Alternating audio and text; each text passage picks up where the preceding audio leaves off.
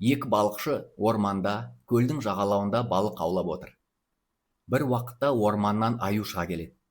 Аюды көрген балықшылар қашайын деп тұрғанда, біреу дорбасынан кроссовка шығарып аяғына киіп жатыр.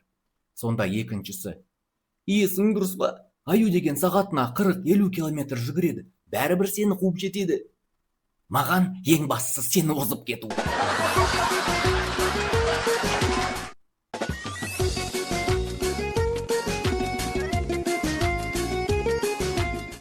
Әйелім екеуміз бәрін басынан бастаймыз деп келістік. Ол бар ғой, бірінші кездесуге де келмеді. Әйелдер капризді болса, қалағанын алады. Еркектер капризді болса, кешкі асынан айырылады. Кішкентай бала мен ер адамның айырмашылығы неде деп сұрайсыз? Негізінен айырмашылығы жоқ. Бірақ баланы нянямен жалғыз қалдыруға болады. Бір көргеннен ғашық болу дегенді бәріміз білеміз ғой. Біздің Сәуле екінші көргеннен ғашық болды. Бірінші рет оның қолындағы қымбат Ролексті көрмей қалыпты. Анасы өз баласын ұйықтатайын деп әндетіп отыр. 10 минуттан кейін баласы: "Мама, рұқсат етсең ұйықтайыншы, әлде сен тағы ән айтқың кеп тұрма?" "Жаным, мен Золушка сияқты кір жуамын, үйді жинаймын, тамақ дайындаймын." "Мен саған үйлену алдында айтқам, маған тұрмысқа шықсаң, ертегідей өмір сүресің."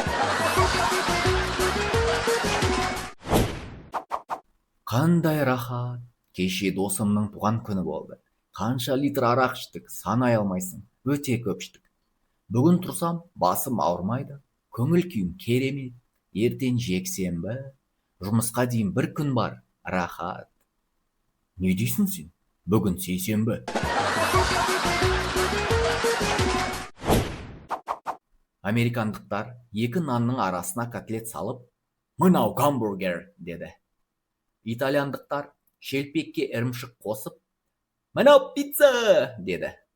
Орыстар қамырдың ішіне картоп салып, "Мынау вареник" деді. Ал қазақтар ғана қамырдың ішіне ауа салып, бауырсақты ойлап шығарды. 80 жастағы шал дәрігерге келіп: "Менің аяғым ауырып жатыр" дейді. "Қай аяғыңыз?" "Оң аяғым." Дәрігер: "Ата, сіз 80 жастасыз ғой, әрине ауырады." "Балам, не дейсің? Менің сол аяғым да 80 жаста, ол ауырмайды ғой."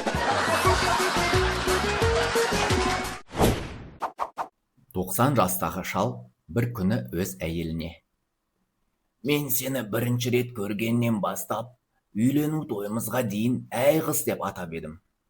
Үйленгеннен кейін әйелім деп атадым.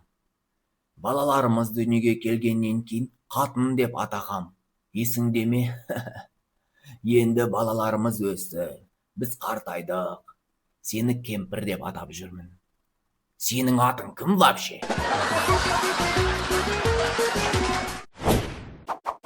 Бір ер адам травматологқа келіпті. Дәрігер: "Ал, айтыңыз, не бол?" Ер адам: "Қабырғамды қарай салыңызшы, сынған сияқты ма, білмеймін." Дәрігер қабырғасын тексеріп: "Дәл айттыңыз, сынған екен. Бұл қалай болды?"